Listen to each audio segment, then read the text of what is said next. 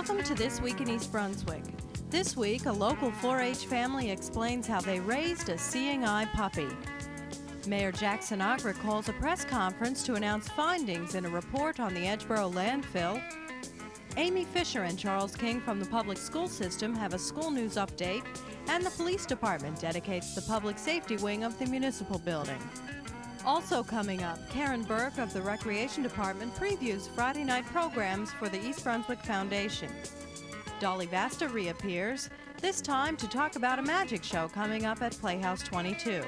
And senior citizens explore poems in a new poetry workshop. These stories and more are coming up on This Week in East Brunswick, but first, here's a look at the Channel 8 program schedule for next week.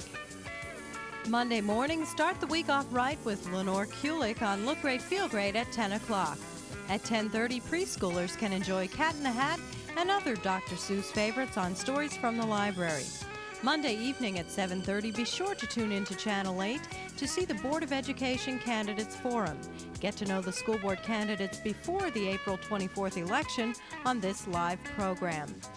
Tuesday night, Paul Hansen discusses a new wave in realty, real estate auctions. That's at 7:30.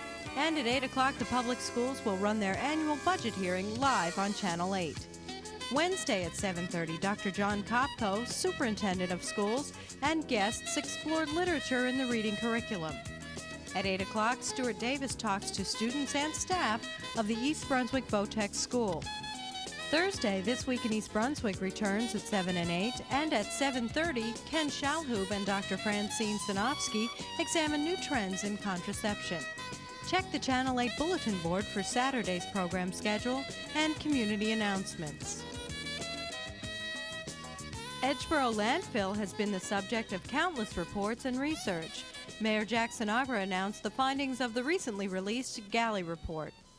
Okay, late Friday I received a copy of the final report prepared by Richard Galley on Edgeboro landfill. Before discussing that report, I want to reiterate my long-standing objection to the continued operation of Edgeboro landfill. I have always believed it was and is in the wrong place. You just don't build a landfill on wetlands, and that is the inherent problem with Edgeboro. However, from a very practical point of view, there is nothing further that East Brunswick can do to stop the operation of Edgeboro. Therefore, our goal must be to make sure that every step is taken to preserve the environment, both from the effects of the prior landfill operation and the future operation. The only way we will effectively have any chance of seeing Edgeboro close is by insisting that it be a safe operation.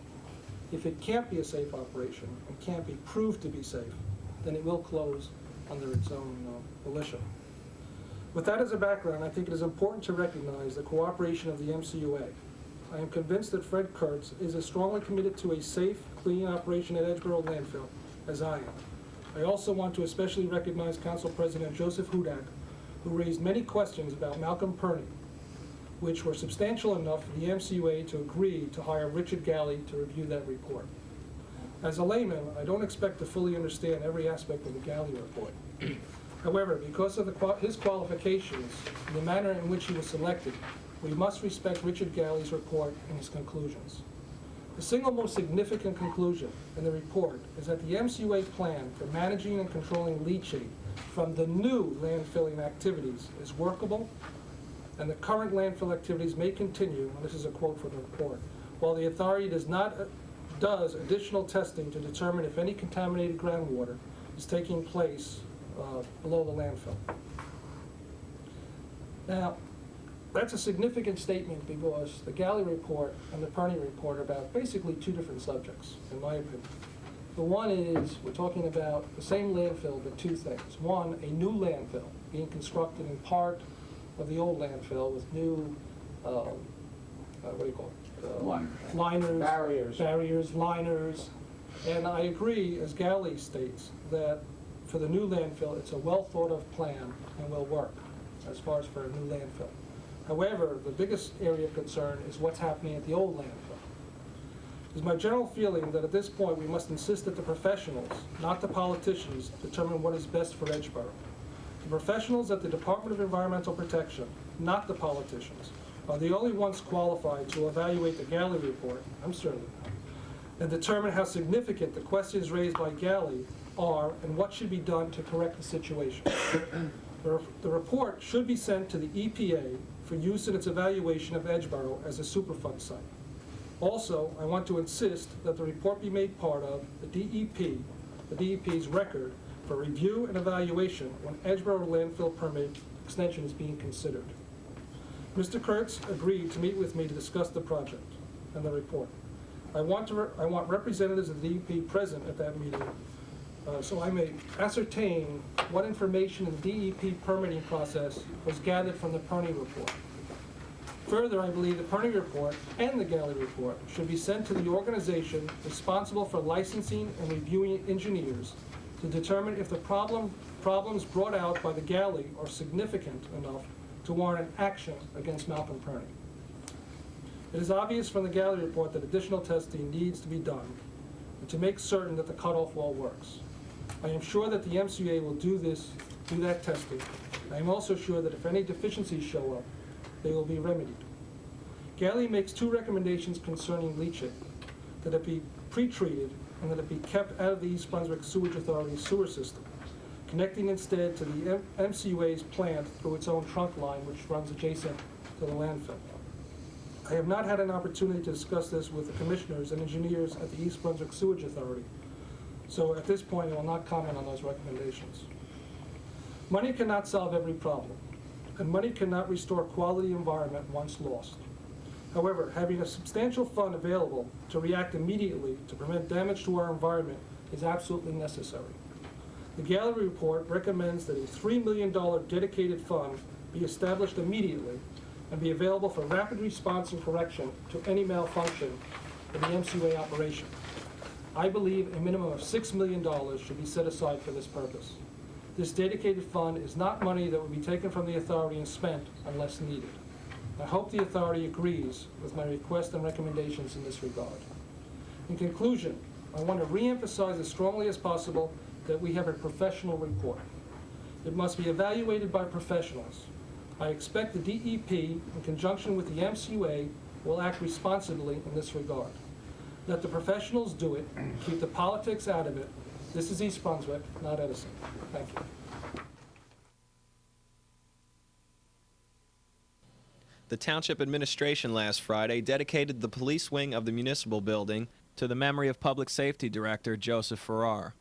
Attending the dedication were Farrar's wife and family, along with many law enforcement officials and East Brunswick's Mayor, Jack Sinagra. I don't have to tell you about when you want to talk about dedication, character, integrity, the reason we're dedicating this wing to him. Joe dedicated his entire career to the Township of East Brunswick and to police work. His love certainly were his family. I didn't know Joe for a long period of time, but I didn't have to understand the man.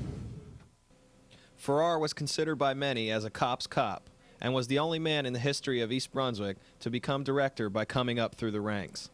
Joseph Farrar died last October from cancer.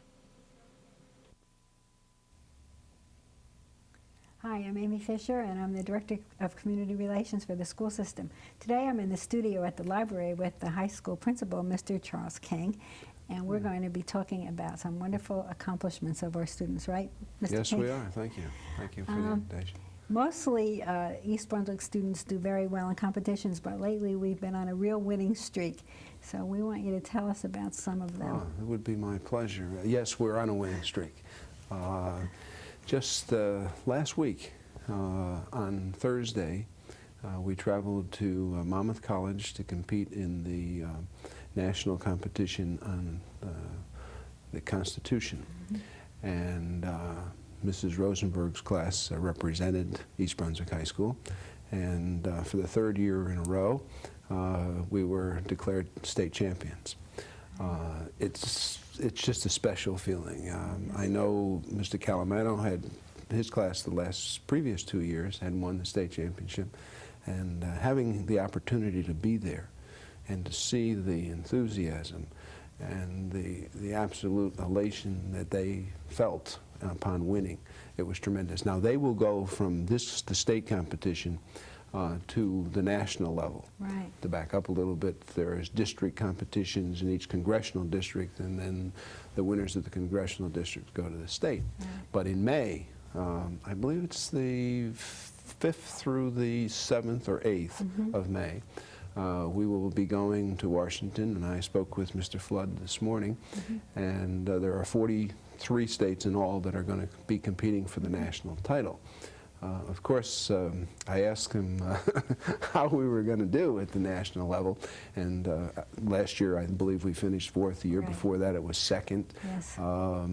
He tells me this year that, and coming from him, you know, who's very conservative and cautious about making predictions, he's looking forward to an exciting competition in which he said we'll be in the top 10 for sure. That is for Bob Flood. That's quite a he's out on a limb on this one. He's usually pretty pessimistic. Yes. And as a former social studies teacher, you can really appreciate the work the students do to get ready for that. I just wish some of the members of the community would have the opportunity to see these young men and women representing East Brunswick. I shake. Yes. When I see them, I'm so proud of their knowledge and the ability to deliver that knowledge. Yes. They're really special people. They are and we're very, amazing. very proud of them as many other groups within the school. Well, let's go on to the students who are members of the academic team. They have been killing the opposition in the Rutgers Bowl. Let's talk about that. The Rutgers Bowl. The academic team, by the way, is something relatively new to the high school. We began last year with that competition, an academic team, and Mr. Pinfield, George Pinfield, graciously took that over as the advisor, and last year we met with a great deal of success, but this year we're on as you indicated, we're on a roll. There's been 2 rounds of the competition for the Rutgers Bowl, and in both cases the competition, well, I don't know, I guess if it were a fight and we related it to something, they would have stopped the battle. We are set for the next round of the Rutgers Bowl on March the 30th, which is Thursday or Friday of this week, I think. Yes. Just before I left, I talked to Mr. Pinfield, and he was excited about Friday, and he said the team would be ready. And Esther Kim, who was the captain of that team, she kind of ties all the pieces together. They're looking forward to another successful round at the Rutgers Bowl. And that is shown live on New Jersey Public Television. Right. So. I don't know exactly when that particular program will be shown, but we will try to put that on Channel 8 as soon as we do find that out in the credits. So we ask you to watch that and see these young people answering questions. I won't give the other school because it's a Middlesex County school that we defeated the last time, but the score was, I believe, 360 to 60 or something. Well, we announced like it was Metuchen that we beat. Oh, so it's okay. It's no secret. It was in the newspaper. Mr. Novak from Metuchen, the principal's a friend of mine. So okay. We have to sort of hurry up, and I know we have a lot more to say, but just talk to us a little bit about the Meeting of the Minds and the STAR 2000, if you could. Okay, quickly, the STAR 2000 program is a computer program of which our students have competed in. It's a nationwide competition. Somewhere around 4,000 or 5,000 schools have competed in this. We were amongst the top 16 in the nation that competed in several rounds of preliminary competition. The academic team, as a result of their finish in the top 16, has been invited to participate in Lexington, Kentucky, May the 11th and 12th in the nationwide endeavor, with the top schools from all over the United States competing for this award. I had the opportunity, just real quickly, to see these students answer these questions. And again, I was in awe of their grasp of every subject imaginable. I mean, it wasn't only the Constitution, which those students were so excellent at, but science, mathematical questions, foreign language, all kinds of trivia questions, excellent competition. So we're really excited about that. The Meeting of the Minds, there were over 80 schools, in the state, and we finished right up there at the top, near the top. And with all the best schools, I mean, if you consider that New Jersey Monthly came out with a ranking of the schools a few years ago, so we kind of use that as a guidepost. And we have, I'm smiling, we have beaten them all. Right. I guess that makes us, and not us, I mean the students and again, Mr. Pinfield and his hard work. Yeah, We're very grateful we have for a that. lot to be proud of. Oh, we do. And so thanks a lot for being Great here. students. Right. And a great principal, I have to say. Thank you. Okay, thank you very much. And we just want to remind everybody to please watch the public hearing on the budget. It will be held at the Public Library in East Brunswick, as usual, on April the 3rd at 8 p.m. And it also will be cablecast live on Channel 8. We hope if you can't be here for the budget hearing, that you'll watch it on Channel 8. Hi, I'm Dolly Baster with your arts update for this week, and I have a message for children and adults of all ages. April 10th, 11th, and 12th at 1 o'clock p.m. That's in the afternoon. Remember, it's spring vacation week that week. We have a wonderful show waiting for you at Playhouse 22, and it's called Funzapoppin, a magic show. And it's presided over by an old friend of mine, that genial genie himself, Professor Crazy. Oh, who's a-calling me? Dolly! Hey, Dolly, I miss Professor. you. Oh, it's so good to see you. Dolly, it's always good to see you. Yes. Listen, tell me a little bit about the magic show. Do you have lions and tigers and bears? Oh, my, no. I got a special friend of mine. You remember Peter Rabbit? Oh. The big old, there's a picture of him. Peter Rabbit, But I got a of problem. Why? I lost him. I don't know where he is. Oh, I wanted to hold him in my arms. You want him, then you gotta help me get him. Okay. You gotta help me count. Hold out your hands. Yeah. Okay, and we gotta count, okay? You ready? Okay, you know how to count, right? Okay. Right, okay. A one, a two, a three. Oh. Oh, my Petey. Look at him. Oh, he's beautiful. Oh, Dolly, he loves you, and he loves Yes. kids, too. All right. So it's April 10th, 11th, and 12th, That's right, at the Playhouse 22. right? Oh, my gosh. Okay, and let me tell you a little bit more, but I gotta do something for you, okay? What? You promise? You Yeah. gonna laugh at this? You promise? Okay, a one, a two, a three. Psh. Professor Crazy. Yes, Dolly. What's happened to me? Dolly, I just turned you into the rabbit. You look beautiful. Wonderful. Everybody, as I was saying before, if you want to have a good time, and only if you want to laugh a lot, you got to be prepared to laugh. We're going to be at the Playhouse 22 on Dunham's Corner Road in East Brunswick, April 10th, 11th, and the 12th at 1 o'clock p.m. So if you want to laugh, come on down. It's the first time I've ever played second banana to him. For reservations, call 249-5030. A small group of people seriously interested in poetry meets weekly at the East Brunswick Senior Center. Julia Samuels, Professor Emeritus at Rutgers University School of Social Work, leads the discussions, which are academically oriented and focus on a diverse group of poets. This week, the group read from a contemporary work entitled Oracles of Light and from a collection of Longfellow. The hour included an original poem by Isabel Russell Priscillo. Mindy lies still on the hearth. Her shining coat catches the light. She breathes heavily as she sleeps. She's old and has lost all her fight.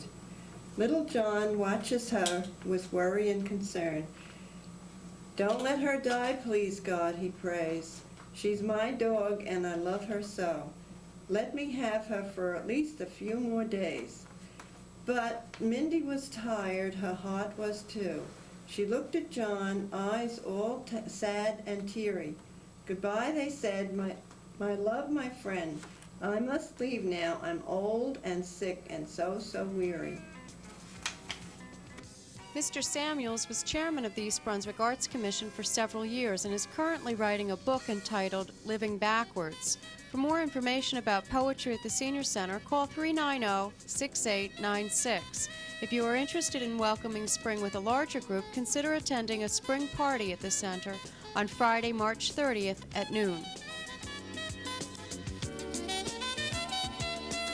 My name is John Stohigh, and I'm a 4-H family that's volunteered to train a seeing eye dog, visiting with the East Brunswick Grange number 151, to share our experiences. Raising a seeing eye dog entails the assumption of responsibility to see to it that the dog is walked, exercised, but more than anything else, our responsibility under the program is to socialize the dog. We take this dog everywhere we go. The only prohibitions are a restaurant or a grocery store. Obviously, when the dog gets assigned to a blind person, then the blind person can go anywhere. But since the dog is simply a trainee with us, those are the two limitations we have. In addition to socializing the dog, we go through a training program which where we meet with the 4-H group once a week. And at the training program, what we do is undertake to teach the dog the basic fundamentals. The dog is taught to go forward, to halt, to sit, to go down, and ultimately to rest. We've had some very interesting and amusing experiences with the dog. At one time, this is our third dog, by the way, one time with one of the dogs, they expected the dog to rest when they put the dog between two females who were almost in heat. Our dog managed to sit still for about 3 seconds rather than 3 minutes. We've had other marvelous experiences where kids stop and talk to us about the dogs, where the kids want to pet the dog, and we think that this is all part of the process of socializing the dog. We recommend very strongly to people, especially people that have children, that one of the most marvelous and rewarding experiences that you can have is to volunteer to train and raise one of these dogs who will ultimately be of service to an individual who is blind. My family has ultimately concluded that this has been a magnificent experience, and we urge everyone to take a look at it and to see whether or not it fits in with their schedule.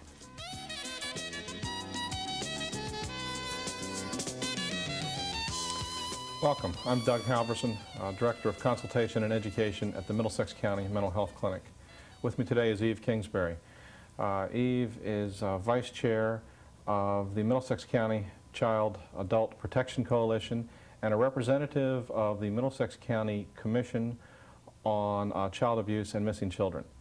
Eve, thanks for being here. April is Child Abuse Prevention Month. Yes. And I know that the County Commission and the Coalition have a number of things planned to highlight that. Yes. What do you have going? Well, starting April 6th, we're having an information booth at the Woodbridge Mall, and Kids on the Block, which is a puppet show. We'll be doing a couple of shows about child abuse. That will be from 10:30 to 2:30 at the Woodbridge Mall. We're also at the end of the month doing Race for the Rainbow, which is a road race, a 5-miler, just to make awareness of child abuse and prevention of child abuse. Also, in conjunction with Division of Youth and Family Services and Child Assault Prevention, there's going to be a fashion show. DIFAS will be having an open house, an open tea. St. Peter's Hospital and Robert Wood Johnson Hospital, in conjunction, the week of April 23rd, are having quite a variety of activities focusing on child abuse and the prevention of child abuse. So the Commission, the Coalition, DIFAS, Robert Wood Johnson, St. Peter's, all of these organizations or agencies have gotten together to kind of coordinate activities for April. Yes, we're really quite excited about the fact that there's been so much collaboration this year, and there are so many things going on. We also want to take this to different civic groups and do some information giving and sharing with some civic groups if they express interest to us to do so. So there are a number of agencies or organizations that are interested in the issue of child abuse prevention. Yes. I'm interested that finally everybody is kind of getting together in some kind of cooperative effort. April being the National Child Abuse Prevention Month, is there a national organization that focuses on child abuse prevention? Yes, there is. It is the National Association for Abused Children. Uh-huh. And I would like to give you the exact person, but if you call me, I can always give you more information about the national organization. Fine. With me today has been Eve Kingsbury, representing the County Commission on Child Abuse and Missing Children and the Child Adult Protection Coalition. Eve's talked about some of the activities that are going to be going on in April, Child Abuse Prevention Month. For further information, you may call Eve at 981-9233. Eve can give you further information on both the activities and some of the other people who are involved in these programs. Eve, thanks for being here. Thank you. Thanks for watching. This is Paul Hansen from You and Your Money with this week's Money Tip.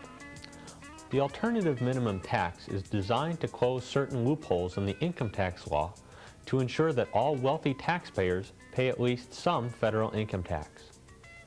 The alternative minimum tax is computed by adding tax preference items, such as tax shelter deductions, to adjusted gross income, then subtracting $40,000 from married couples.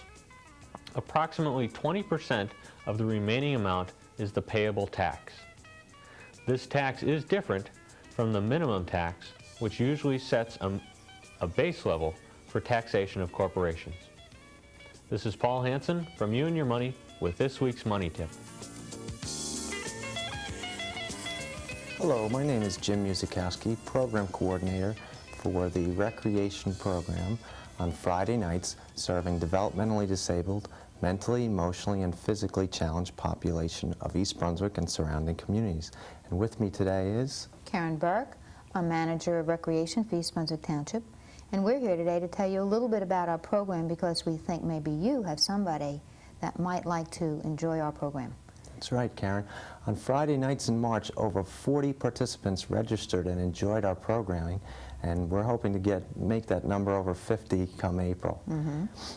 We have a number of new and exciting programs coming up in April. On Friday, April 6th, we'll be going up to see a Nets game in the Meadowlands.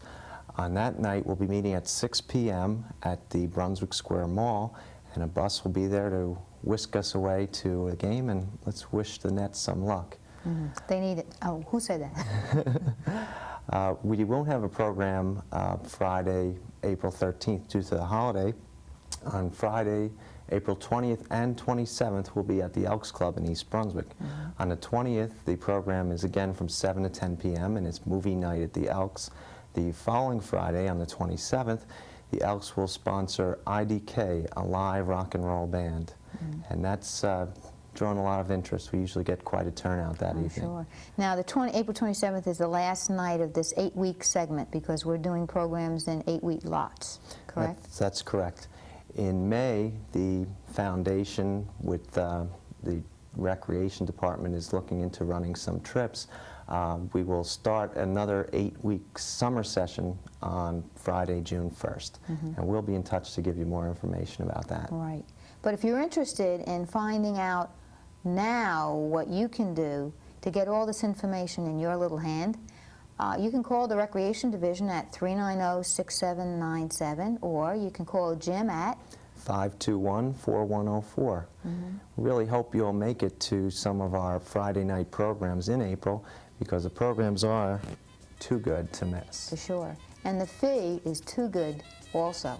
It's $10 for a resident and only $15 for a non-resident. So if you have any questions, you can either get in touch with the Division of Recreation or call Jim directly as coordinator of the program. We'll be happy to fill you in. Thank you, Karen. You're welcome. See ya.